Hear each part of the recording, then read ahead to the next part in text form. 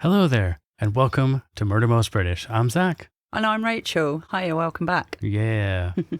Today we're heading to St Helier, Jersey, where a summer Sunday in 2011 began with a family gathering, a planned barbecue, and visitors arriving at a small flat on Victoria Crescent. But before the afternoon was over, that small flat would become the scene of Jersey's deadliest modern crime. 6 people dead, 3 of them children, and an island left in shock.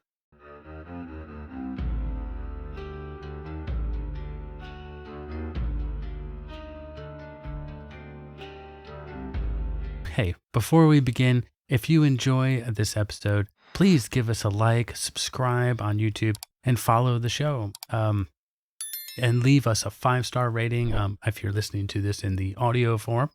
And it really genuinely helps us a lot.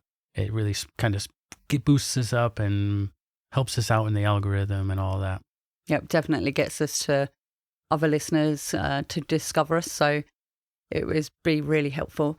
Before we begin, this episode contains discussion of murder, domestic violence, knife violence, violence against children, mental illness, suicide and self-harm, and distressing crime scene details. So some listeners may find this content distressing, so listener discretion is strongly advised. So now, let's get to the story. So, on a summer Sunday in St Helier, Jersey, it was still full of ordinary sound, music from a festival weekend, families in the streets, traffic moving through town, the sea somewhere beyond the buildings. In Victoria Crescent, a small flat sat among the terraces, close enough to daily life that no one passing would have looked twice. By late afternoon, that ordinary street would be behind a cordon. The names were not yet known. The scale was not yet understood. But across the island, people were already beginning to hear that something terrible had happened. Well, Jersey is the kind of place people often picture from the edges. St Albans Bay, marina lights, cliff paths, beaches and old granite lanes running inland from the sea. It sits close to France, tied to Britain as a crown dependency, with its own government. It's got its own courts and identity. But St Helier is not just the postcard version of the island. It is the working centre. Offices, shops, traffic, flats above narrow streets, the port close by, the hospital just west of town, and the parade sitting in the middle of daily life. Well, and Victoria Crescent was part of that lived-in St Helier. The address sat off Upper Midvale Road, close to the parade and only minutes from the Jersey General Hospital. So this was not some isolated place miles away from help. It was central, ordinary, the sort of place where if something went wrong, you would think help could get there pretty quickly. But it was also tucked away enough that the terrace could feel secluded, folded into the town without drawing attention to itself. A Victorian terrace divided into flats, the kind of place people pass without thinking. Okay, so the family living there had come to Jersey from Poland. So please forgive me if I pronounce some of the names wrong. But Damian Rzeszowski, he was born in Nowy Sącz, not sure if that's how you say it, which is in southern Poland. In 1980, he was born. He had done a brief spell in the army, but his prospects at home were limited. Jersey offered what a lot of people were looking for: steady work, better wages, and the chance to build something. So Isabella Rzeszowska followed him to the island in 2004, and they married there in 2005. So they had 2 children, Kinga, who was 5, and Casper, who was 2. From the outside, you could understand why people thought this was a family making it work. Damian worked as a builder. Some people described him as hardworking and a provider and a father who seemed devoted to his children. And around them was a Polish community of about 3,000 people on an island of fewer than 100,000. So this was not a family completely cut off. They had work, children, community, routine, and all the things that can make a life look stable from the outside. So that weekend, St Helier was near the end of a 3-day festival of Polish food and music. Catholics were also marking the feast of Lady... Oh, here we go. Oh, here we go. Yeah. Our I've got to try Lady and say of this. So, Częstochowa. well done. Well done. I'm very good. Right, Thank well, you. we'll let Zach say that. Częstochowa, the patron and Queen of Poland. Now, locals and visitors had been sharing songs, food and culture. For many Polish families on the island, it should have been a weekend of connection. But for Damian and Isabella, things at home were already coming apart. In June of 2011, Isabella told him that she had been having a 2-month affair. Ooh, Not going to be something that he wants to be told. That's not something that yeah. But I mean, I'll say this. At least she's being honest and coming out with a saying, hey, this is what's going on. Yeah, very much what so. I think is probably the end of our relationship. It would Instead have of been just going behind his back for longer and longer, and it's not good, but definitely better. not. But could have done it prior to going on your little weekend and doing festival fun stuff, and you're going to go and tell your partner that Yeah, not good. Not good timing, but Oof. Well, and that was not the only warning sign. Damian had caught Isabella flirting with other men online, and she had told him she no longer loved him. She had also threatened to take her own life. Then, when the affair came out, things obviously did not calm down after that. They spiraled. So Damian began drinking more. He went out and had a one-night stand of his own. And in July, he tried to take his own life with an overdose.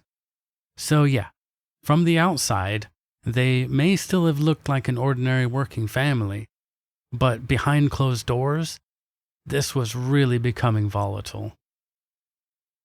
Well, there was another pressure too, and it came down to where their future was supposed to be. So Damian wanted the family to return to Poland. He had been saving towards a house there and trying to build a life back home. But Isabella loved Jersey. She loved how happy that the children were on the island, and she could not imagine returning permanently to Poland. And that kind of disagreement is not just about geography, it's about whose future the family is actually living in. Yeah, I mean, one of those things where it's got to be like, what's good for the kids? The kids are happy, they're in school or whatever, and they're thriving. It's like, do you want to disrupt that? It's a hard decision to make because you've got one person wanting to be one place and then you've got the other person wanting to be the other place. But when there's kids involved, it's so hard. You can't split them. You can't. Do you know what I mean? It's trying to figure out and compromise on what's the best. It's not place like for the children, because it is so far away. Mm-hmm. Like it's not like you can have them on the weekends and whatever. It's just not going to work. But yeah, obviously, hash out the details on what you could do in order to make it work with one person being in one place. It's going to be difficult. It's going to be putting pressure onto Damian because then he's going to be stuck somewhere because of his kids. Yeah. But okay, around the same time, a property deal in Poland had gone badly wrong, with thousands of pounds already paid and money still owed. So now there was the affair, the drinking, the suicide attempt, and the argument over Jersey or Poland, and the pressure of money already sunk into that future Isabella did not want. None of that explains what happened, but it does show how much strain was already sitting inside that marriage before the final Sunday even began. Well, in an attempt to repair things, Damian and Isabella travelled to Poland to visit family. And on paper, it should have helped.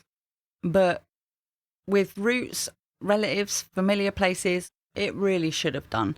The kind of trip that might have given them space to breathe, but the problems went with them. During that visit, Damian went to a prostitute. Whoa, Yes. buddy. That's whoa. That's not how you repair a marriage. Exactly. That's what I was thinking. That's not the right way to go. So whatever fragile piece the journey was supposed to create, it did not last. On the 14th of August, they returned to Jersey, reaching St Helier around 8 o'clock that morning after a punishing journey. Well, Damian had been the only driver behind the wheel for more than 23 hours. Oh, they've drove the whole way. Holy cow. Yeah, I've been there. Minus a little ferry from, they probably had a little ferry and then the rest of drive. Yeah, I did New Mexico, the bottom of New Mexico to Tennessee, and that was 24 hours. And then I did New Mexico to Michigan, which was like 34 hours. Good thing I was young. Yeah. And dumb. That's mad. Like, don't do that.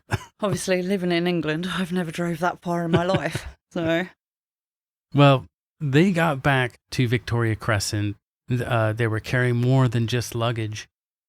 There was children, the exhaustion, and all the unresolved damage from that trip. But somehow the day still tried to act normal. At around 12:30, Isabella and her father, Marek Garstka, who was 56 at the time, left the flat to collect her friend Marta Delahaye and Marta's 5-year-old daughter, Julia. Well, Marta mattered here. She was not just someone dropping by for a barbecue. She and Isabella had become close in the way that young mothers often do, through babysitting each other's children, shared routines, nights at the cinema, and small escapes from work, home, and children.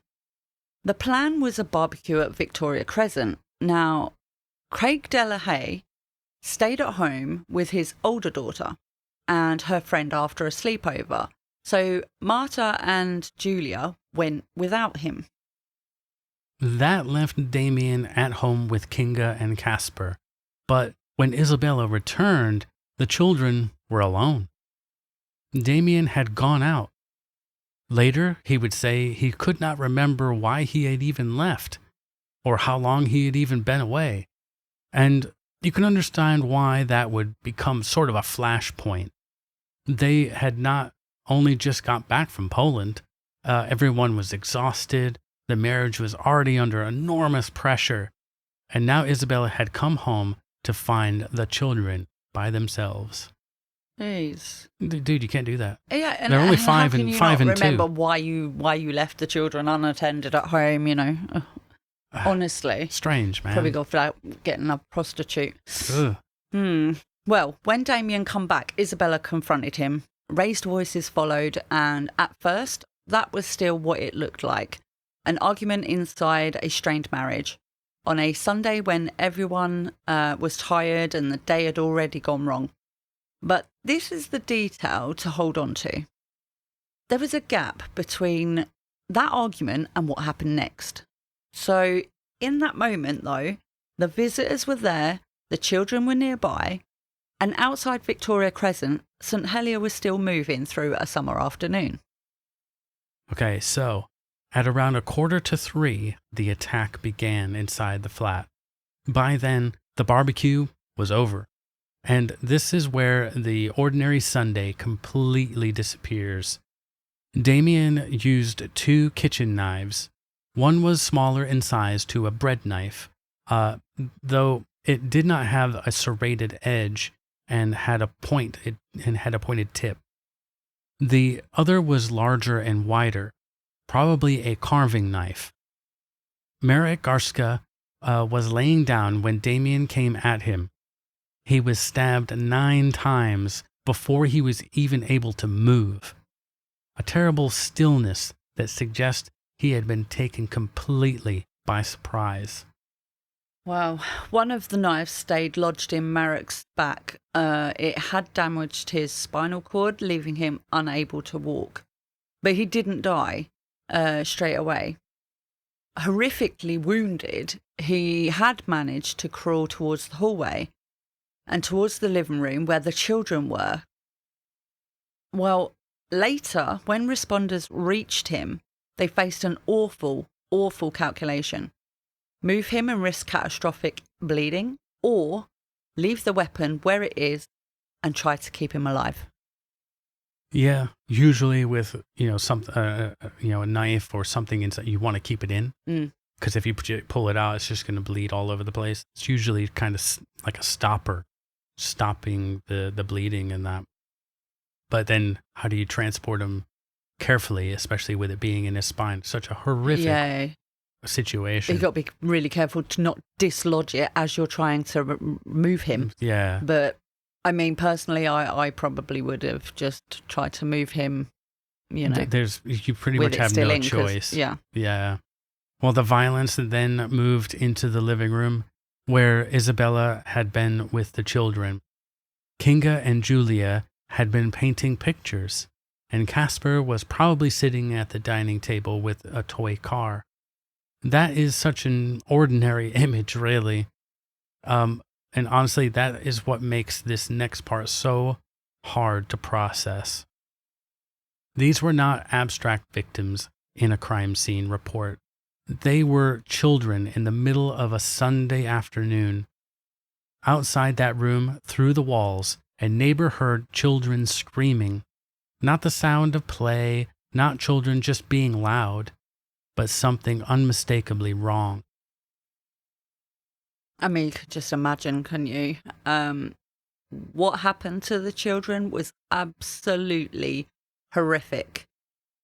So there's no easy way. There's no way to make this part easy. And honestly, there probably should not be. Casper was stabbed 5 times in the chest and then 8 more times in the back before he fell to the floor. Kinga, well, she was stabbed 16 times. 3 times in the chest and 13 times in the back. Julia was attacked in the living room, managed to move towards the hallway, and was attacked again. So between them, the 3 children were stabbed 45 times. And forensic evidence has also showed wounds to their arms, consistent with them trying to defend themselves.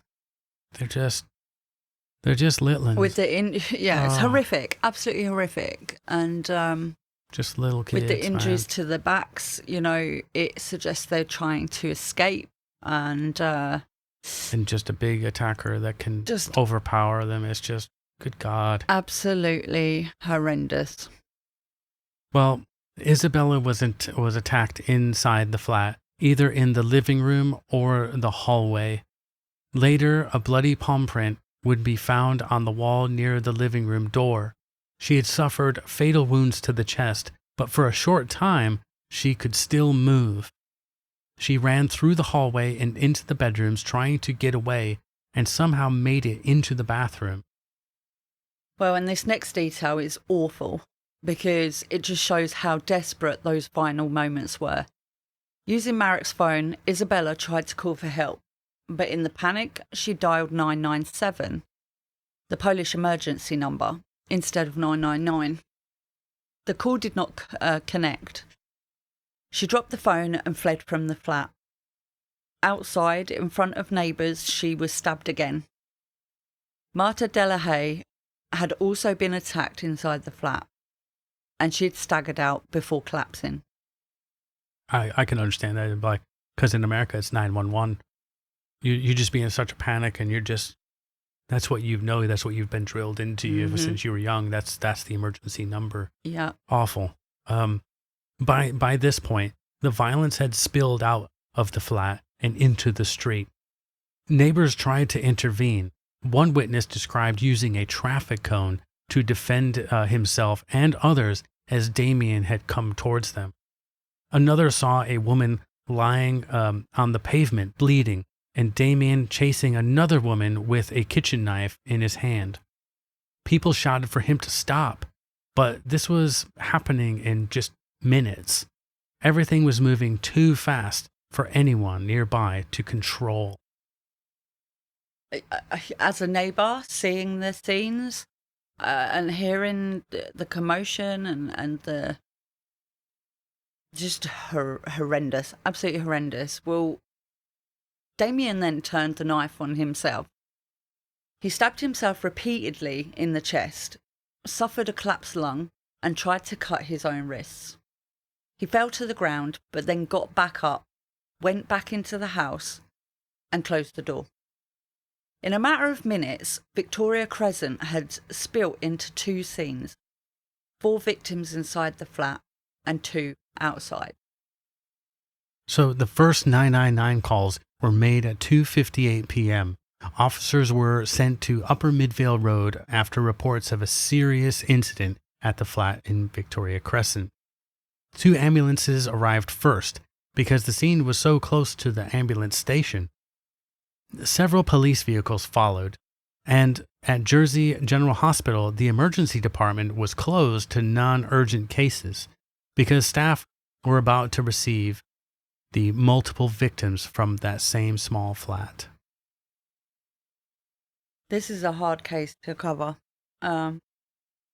Inside the flat, responders were still trying to understand what they'd walked into.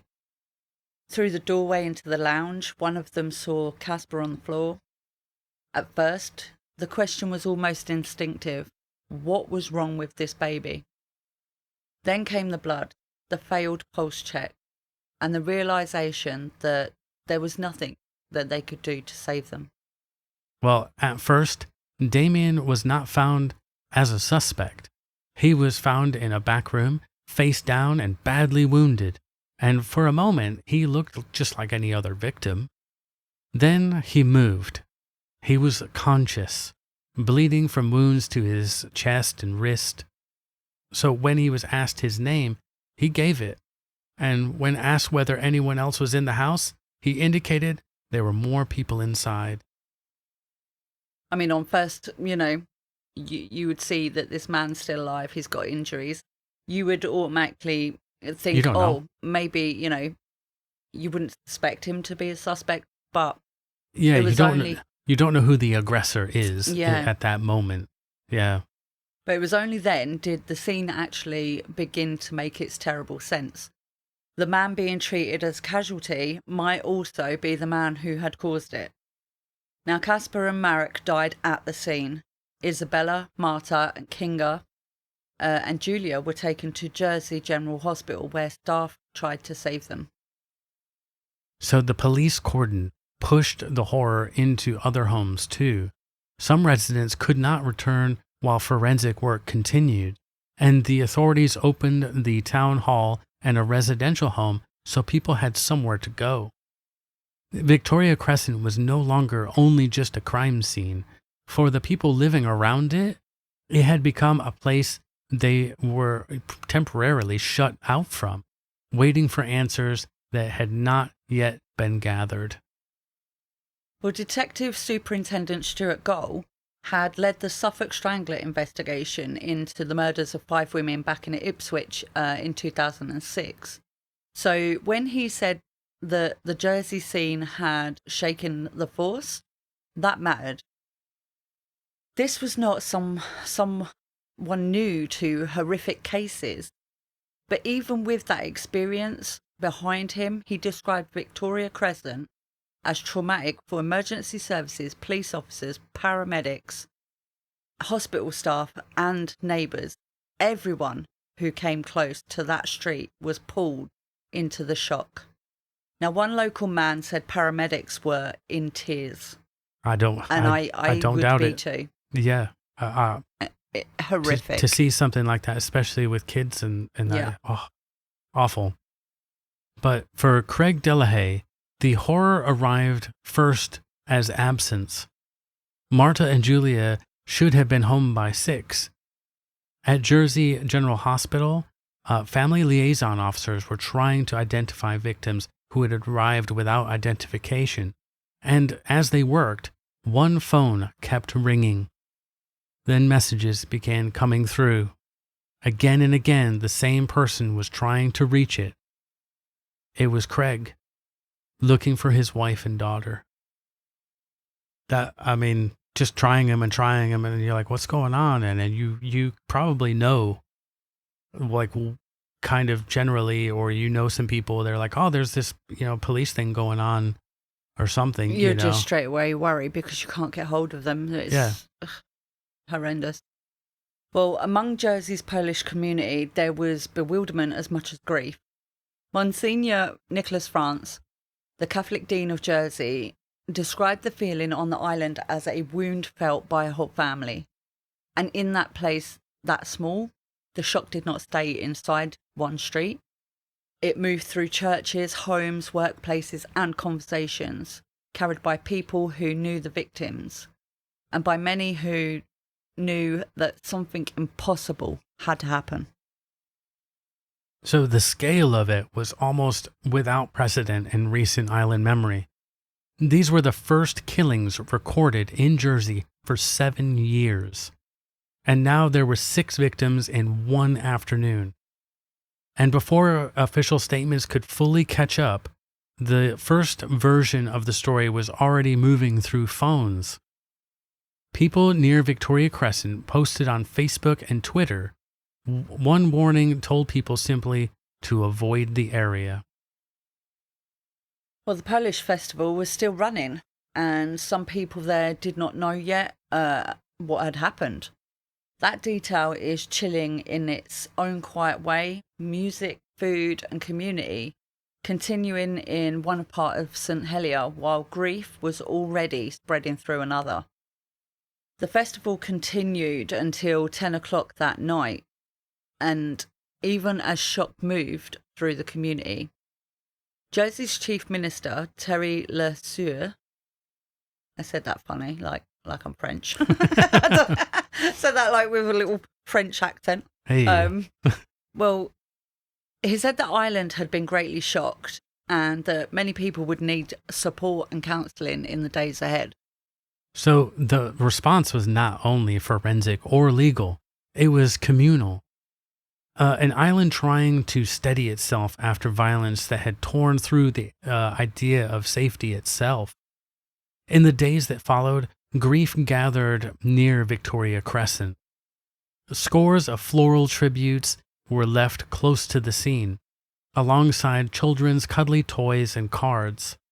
One message simply read, quote, "May the angels look after you now." Well, a charity appeal raised £15,000 to help pay for the funerals. Such a lovely thing to do. That's wow. Dozens of mourners attended a Polish language service at the Catholic Church of Our Lady in St Martin. By then, Victoria Crescent was no longer just an address. It had become the place where an ordinary Sunday afternoon had broken open and where an island had been forced to gather around 6 names. Yeah, like we've said this before, it's such a good thing to see, like, the community come together and just wrap their arms around anyone that needs them. Just that it always helps with that human connection and love from everybody. I definitely, something like this, it would definitely touch everybody in the community. Anyways, the first answers did not come from Damian. They could not. After the attack, he was still at Jersey Hospital under police guard, recovering from emergency surgery after turning the knife on himself. Detectives knew where he had been found. They knew what had happened around him. But for nearly 2 weeks, the only surviving person at the center of the horror at Victoria Crescent could not properly explain anything. Well, so while Damian recovered, the flat and the street had to tell the story for the victims. Forensic officers moved room by room through the flat, following the blood, the damage, the weapons, and the path of the attack. Now, detectives spoke to witnesses who had only seen or heard pieces of it. Specialists came in from Devon and Cornwall, while a Home Office pathologist was brought to the island. Piece by piece, now, investigators began turning the violence of that afternoon into evidence. So then, on the 26th of August of 2011, Damian appeared at Jersey's royal court. He was charged with 6 murders: his wife, his 2 children, his father-in-law, his wife's friend, and that friend's little girl. He was 30 years old at the time of the killings. He was remanded into custody, and from that point, the case changed. This was no longer about finding who had done it. They had him. The question was whether this would be a murder trial in the usual sense, or something far more difficult. Well, after his arrest, Damian was treated at Broadmoor Hospital in Berkshire. I said it like Zach would. It's Berkshire. Listen, it's Berkshire. Do you know? So we go. It's Berkshire. It's Bark. So anyway, It has an correct E. myself. It has an E in it. It's Berkshire. Weird. Berkshire. To me, it's Berkshire. Anyway, so everybody here would know Oh, hey. Broadmoor Hospital. We'll get it in the comments. We will. We most likely will. Well, it's like when you say the man Craig. I say Craig, you say Craig. Craig. It Craig. sounds like you're saying Greg. Or like Bernard. Yeah, Bernard.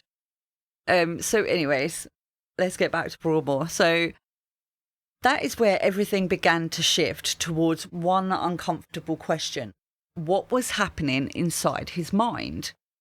Because this was not going to be a trial. The defence simply said he did not do it. Damian admitted that he had killed all 6 victims.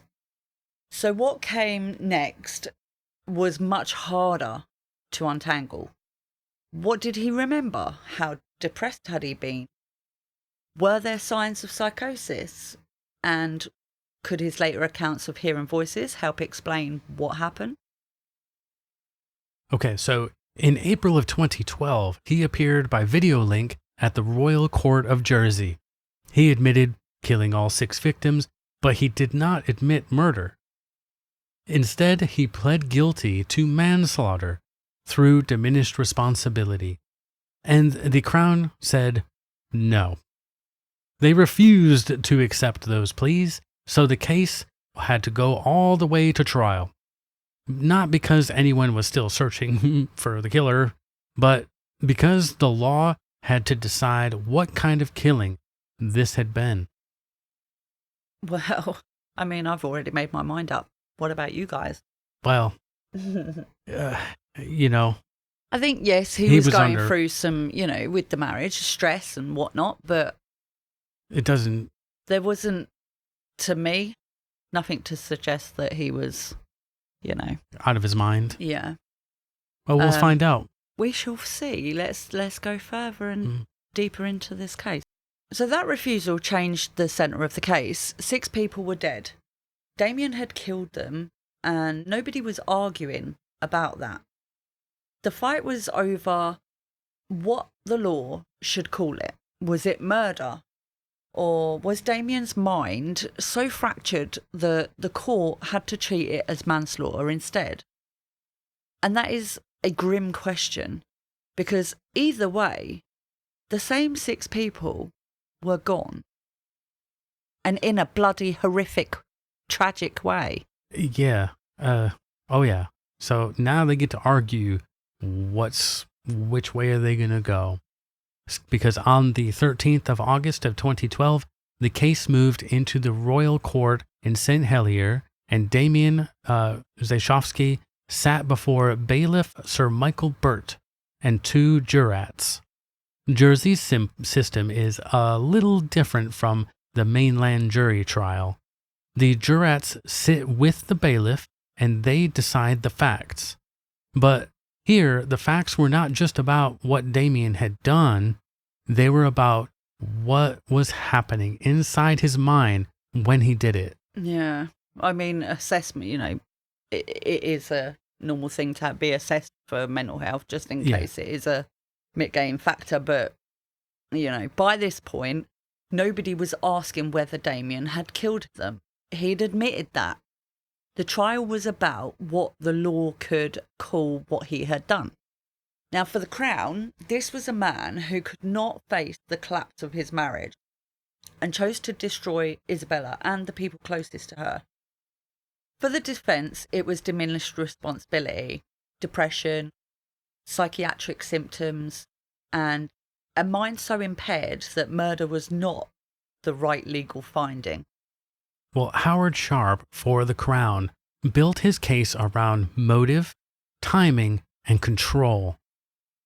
So he argued that Damian could not face the prospect of a failed marriage and that the attack was not sudden blankness or one instant of madness. One detail mattered especially: the gap between the argument and over the children being left alone, and the moment that the killings had began. Weeks later, at Lemoy Prison, a police officer overheard Damian telling his mother that the barbecue had been long finished when it had happened. To the Crown, that suggested time had passed. Not a flash, not one instant, but time. Yeah, which, if it was done out of anger or like you snapped because you just lost your marbles, Yeah, it usually, like, if you're going to have an argument, it's in the heat of the moment. You're like, I'm going to, but they argued and then it was done. Yeah, so it's like he simmered and festered and, it's that kind of where time had passed between the incident and the actual... That's when the cogs are turning and you're thinking, and like you said, you're just like simmering and stewing about it. And it wasn't just a flash. But the defence asked the court to see it differently. Julian Gollop argued that Damian was not a murderer in law because his responsibility had been substantially impaired. Now, that is a good cold legal phrase for a very difficult idea, that someone can do something so horrific but still not be fully responsible for murder in the way that the law normally understands it. Now, the defence said that Damian had been suffering from moderate to severe depression with psychiatric symptoms that changed the legal meaning of what he had done. Well, the court had heard that Damian claimed he had blacked out after the row over leaving the children alone. What he remembered came in fragments. The knife, bits and pieces, going behind his wife, running after her. He said he did not remember attacking the children. And consultant psychiatrist Dr. Hale Harrison had interviewed him 5 days after the killings and found no definitive symptoms of psychosis at that point. But Damian had been suffering from moderate to severe depression before the attacks. Harrison prescribed risperidone, I probably got that wrong, risperidone, an antipsychotic, along with tranquilizers and antidepressants. Later, after Damian returned to Jersey from the treatment at Broadmoor Hospital, Harrison said that the picture had changed. Now, Damian was still hearing voices, and those voices were linked to the stress he was under. Damian later said that during the journey back from Poland, voices had come from the car radio speaking in Polish, telling him he was a bad man and naming his children. He said that they grew worse after the argument, warning that Isabella and Marta would be raped and killed, and that the children would be put on the barbecue. Then, when he went outside for a cigarette, he said he heard the words, quote, "kill, kill." So the Crown challenged that account, and Damian had initially told doctors that he had some memories of the attacks and had not been hearing voices. To prosecutors, the later version looked as though he had shifted towards a psychiatric explanation. Sharp also called him a pressure cooker without a safety valve, pointing to a history of violence and an involvement in up to 10 fights since moving to Jersey. Wow. So he was already, yeah. like fighting and got anger issues probably. Jeez. Well, and then the physical evidence pulled the courtroom back from theory to reality. The 2 kitchen knives were shown, along with 3D images used to demonstrate the extent of the victim's injuries. Now, then came one of the quietest exhibits, a painting the children had been working on shortly before they were killed. The last ordinary thing that they had done. When it was handed to the judge, the courtroom fell silent. So Damian sat through the trial with his head bowed, his eyes lowered or closed.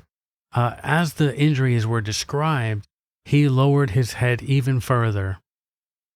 Reports described him as motionless and emotionless, staring down at the floor and speaking only to ask a security guard for water. In a psychiatric interview, he had said, quote, "Everybody's gone.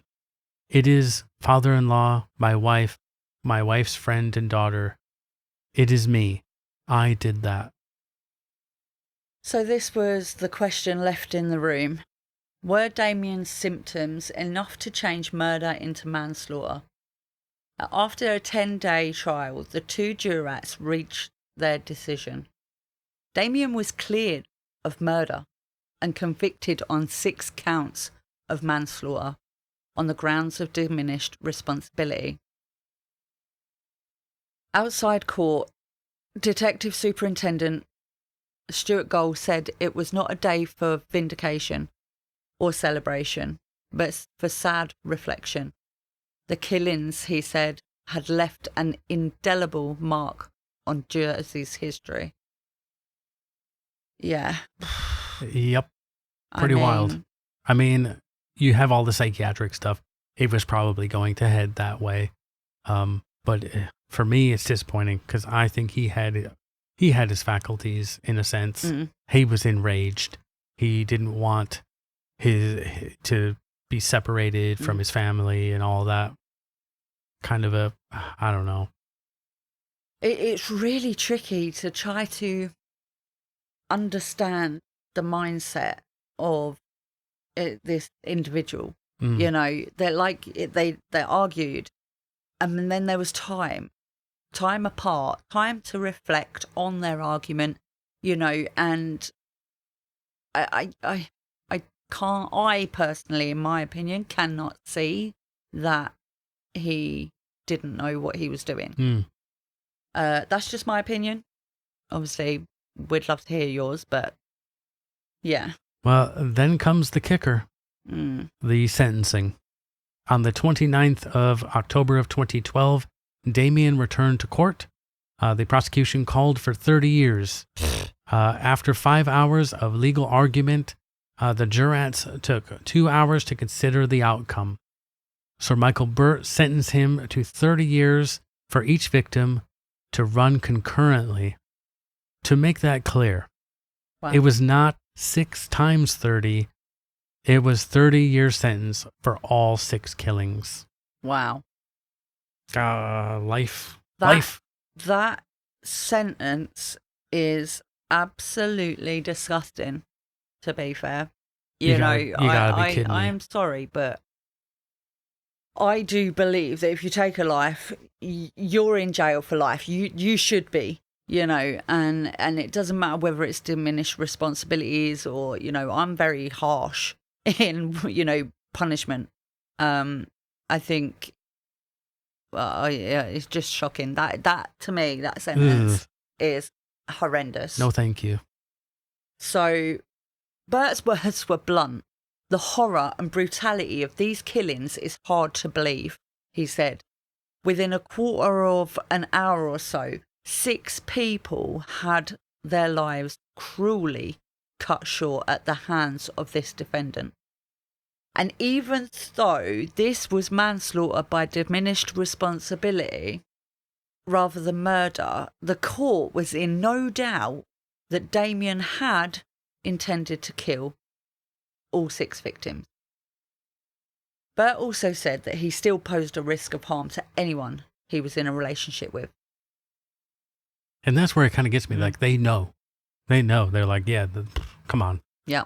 And yet their hands are tied kind of by the justice system. Because of obviously with the jury, they're going to come back with their findings. And, you know, as much as us sitting here now thinking, you know, God, you know, if I was a juror out then on this case, man, you would have been, you know, I'm strict, like, you know, and then these people are like, oh, you know, he's got some like psychiatric issues. Me, I don't care. Like, I mean, I can understand, you know? like, I'll play devil's advocate because you know I love to do that. Yeah, you do. You know, you have someone who like has mental health, like schizophrenia. You know, they're seeing stuff, and voices are telling them, you know, and if they're not medicated or having some sort of therapy and medication, things can happen that these things can happen. So of course, but I get that. And that's where they were going towards. But most people have been diagnosed with them conditions, you know, quite, you know, early teens or late teens, you know. They don't go on to kill people. And it's like there's been a history of behaviours and things that, you know, throughout their lives, they have a record of their illnesses. Now, you know, did this guy just all of a sudden, or is there records of him having previous? But there's also what they call like a psychotic break. You're so overloaded that you just, your mind fractures, and that's where they went to. And then afterwards, he's, you know, heads down, and he's like, I you know, and I did that, and you know, he's not saying he didn't do it. Yeah. So, you know, I do see where you're coming from, 100%. I see, you know, and it does. But you're happen, still brutal, and I love you. But I'm still a brutal, you know, a black and white, just harsh sentence. I love it in America that you've got the death penalty. You know, like I think. Yeah, you want to bring back old Sparky? Bring back old Sparky and. Well, not electric chair. No, I don't want that back in the UK. Hanging, maybe. No. Death penalty. Damn. Death penalty, 100%. She's going straight to the medieval. Let's go. Well, outside court, the families were left with legal answers, but not an ending.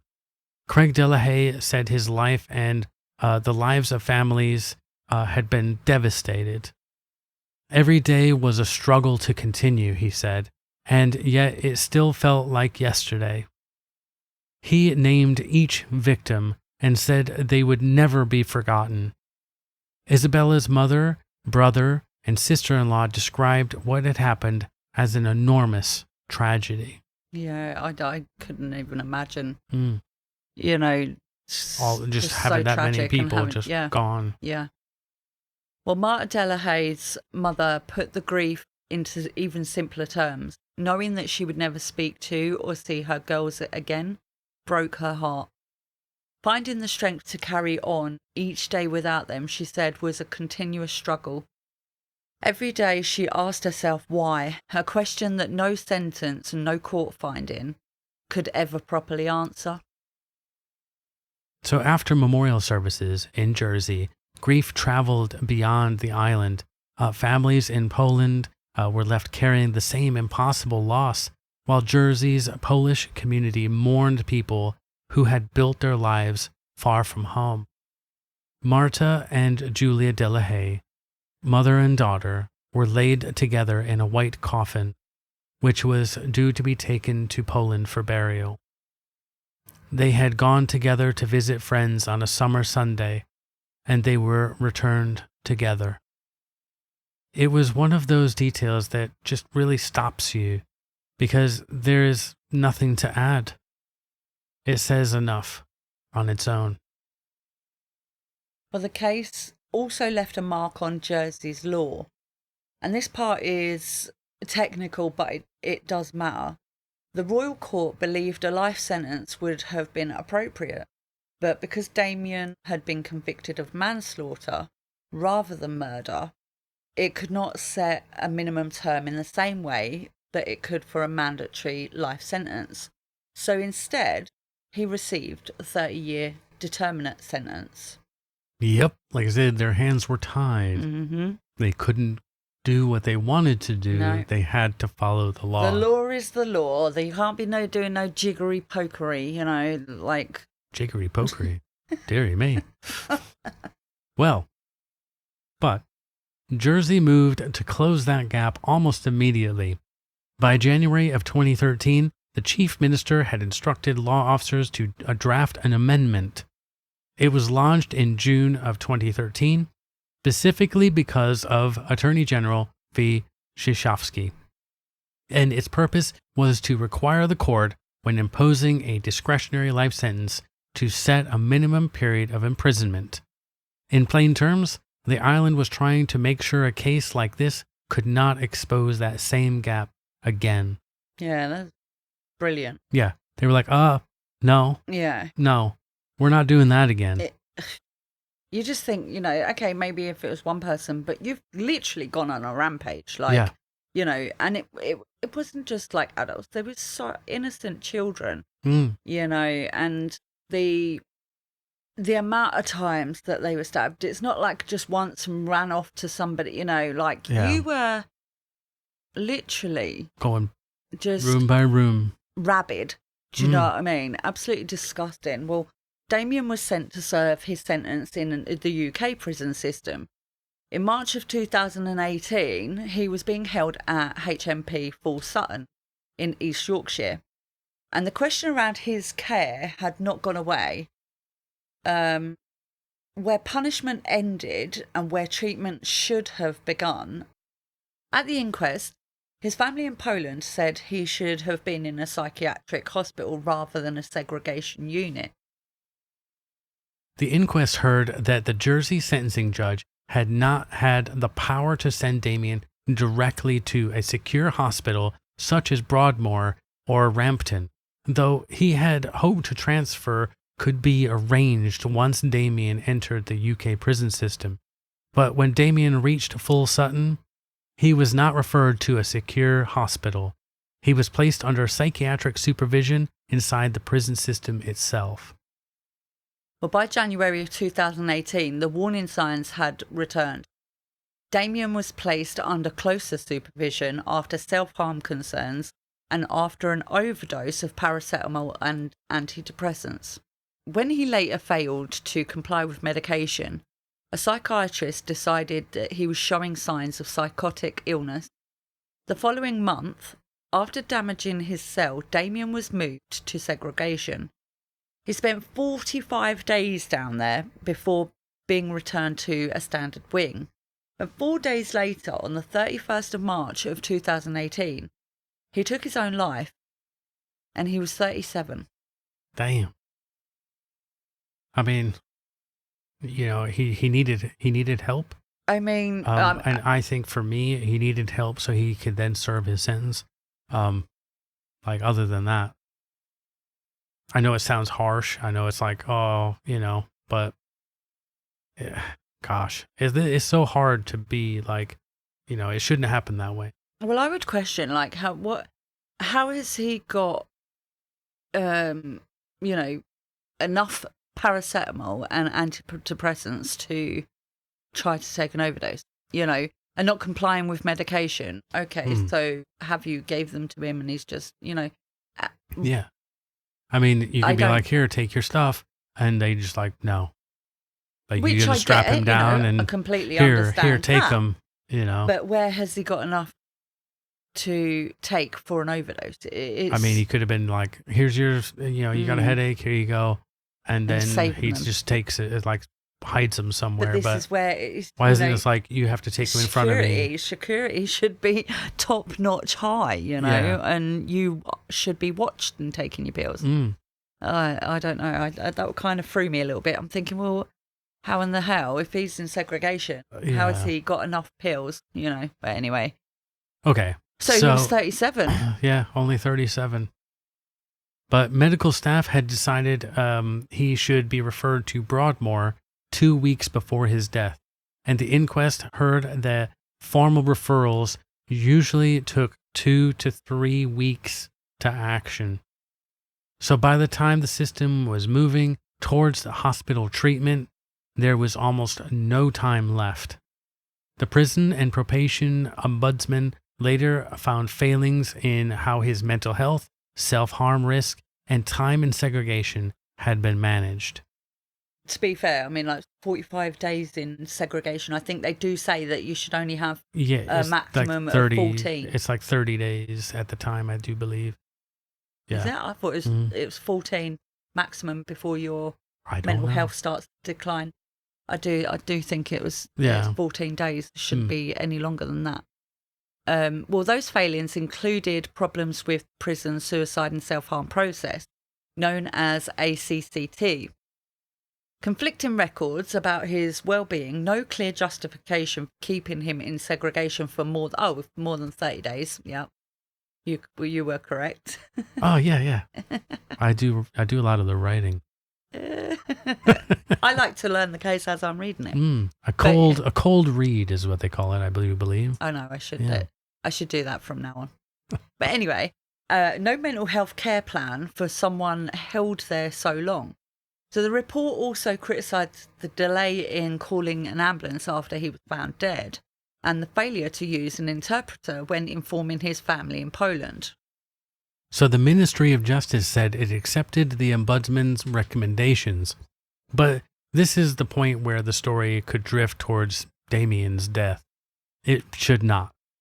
His death matters to the aftermath of everything, and the failings around his care do matter. But the center of this case is still the 6 people whose lives he took. A decade after the killings, Jersey police paid tribute to the victims again by name: Isabella, Kinga, Casper, Merrick, Marta, and Julia. Well, Kinga had just finished her first year at school. Her classmates later created a garden outside their classroom in her memory, with a blossom tree that bloomed in what had been her favourite colour, pink.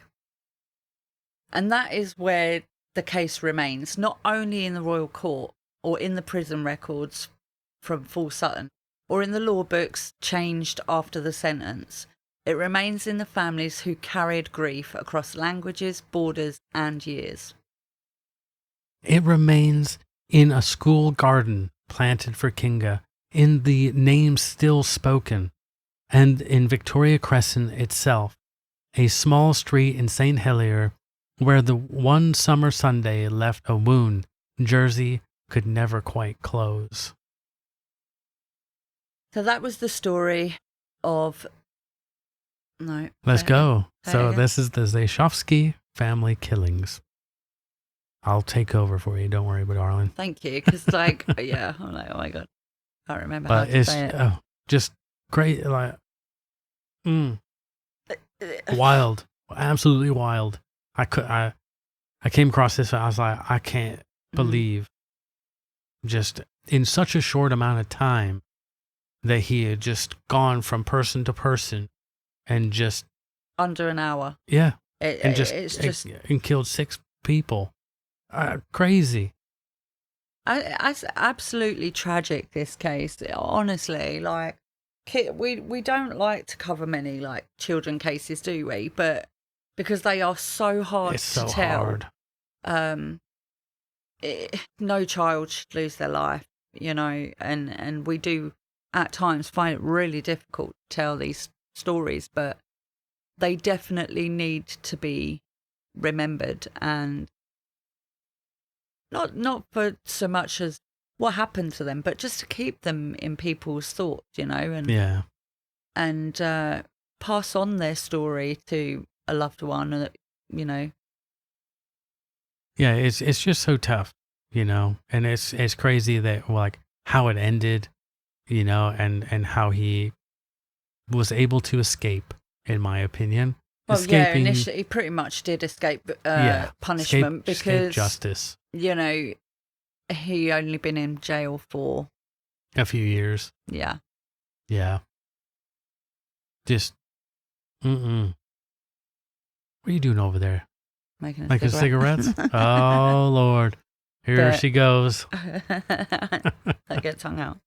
But yeah, no, it was that was a really tragic, hard case to tell.